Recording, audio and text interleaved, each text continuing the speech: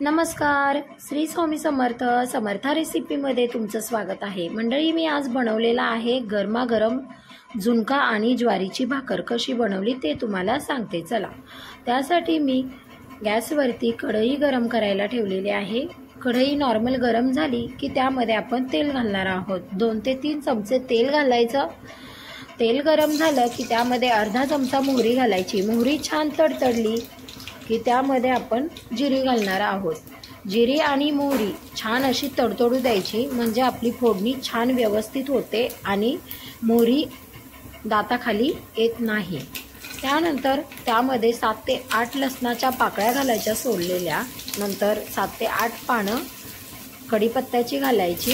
2 medium आकाराचे कांदे बारीक चिरून घालायचे आहेत आणि छान असं लाल होईपर्यंत परतवून घ्यायचं आहे। कांद्याला असा छान लालसर आकार येऊ द्यायचा आहे, म्हणजे आपला कांदा टचटच करत नाही, दाताखाली येत नाही। छान असं लो फ्लेमवरती सतत कांद्याला परतवत राहायचं आहे। त्यानंतर आपण त्यामध्ये अर्धा चमचा हळद घालायची आहे। नंतर 1 चमचा आपण लाल तिखट घालणार आहोत। हे पहा, 1 चमचा लाल तिखट घातलं। त्यानंतर आपण छान असं हे मिश्रण परतवून घ्यायचं आहे। छान असं परतवून घ्यायचं। परतवल्यानंतर त्यामध्ये आपण 1 वाटी बेसन पीठ घालणार आहोत। हे बेसन पीठ मी छान चाळणीने चाळून घेतलेलं आहे आणि सतत असं परतवत राहायचं आहे। सर्व गुठळ्या अशा त्यामध्ये फोडून घ्यायच्या आहेत, जेणेकरून आपला झुणका छान होईल, अजिबात कच्चा राहणार नाही।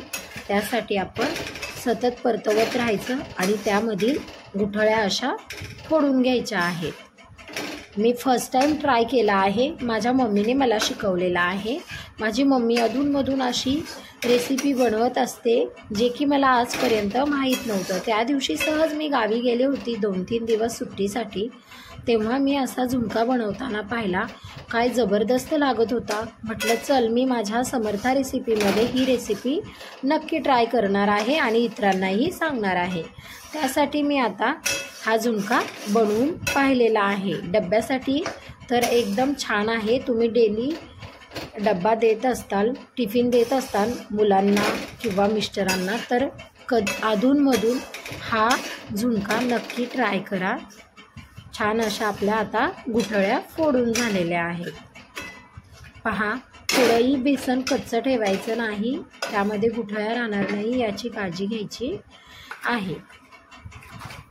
आता आपण यामध्ये चवीपुरतं मीठ घालणार आहोत।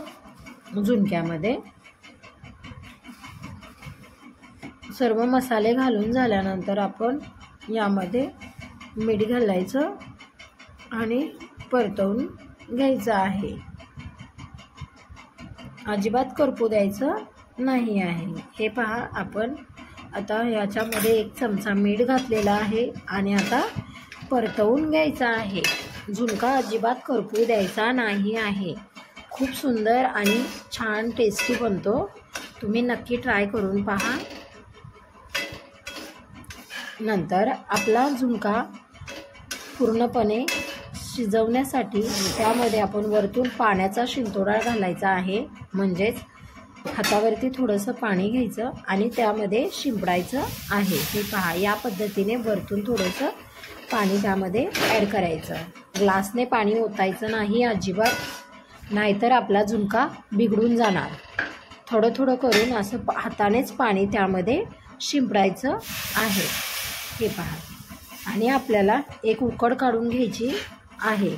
तरी याला पूर्णपणे असं मिक्स करून घ्यायचं आणि नंतर आपण 1 उकड काढून घेणार आहोत, म्हणजे त्यावरती आपण झाकण घालणार आहोत।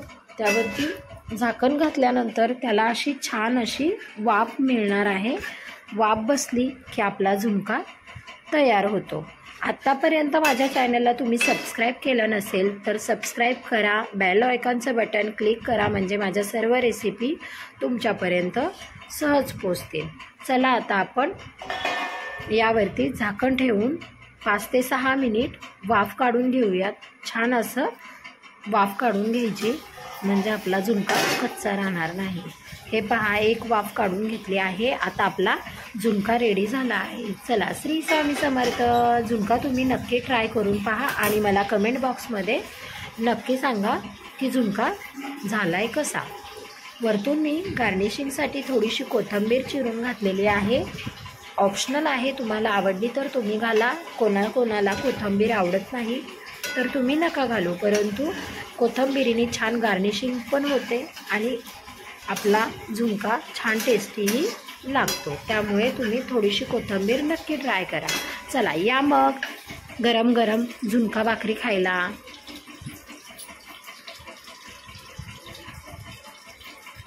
गावाकडे मी गेली की नेहमी माझी आई असा झुणका आवर्जून माझ्यासाठी बनवत असते. आईला किती काळजी असते ना लेकीची, कारण इकडे कामावरती जाते, कधी कधी जेवायला मला वेळ मिळत नाही आणि आवडीचं जेवण आईच्या हातचं खूप छान लागतं. चला बाय बाय. श्री स्वामी समर्थ.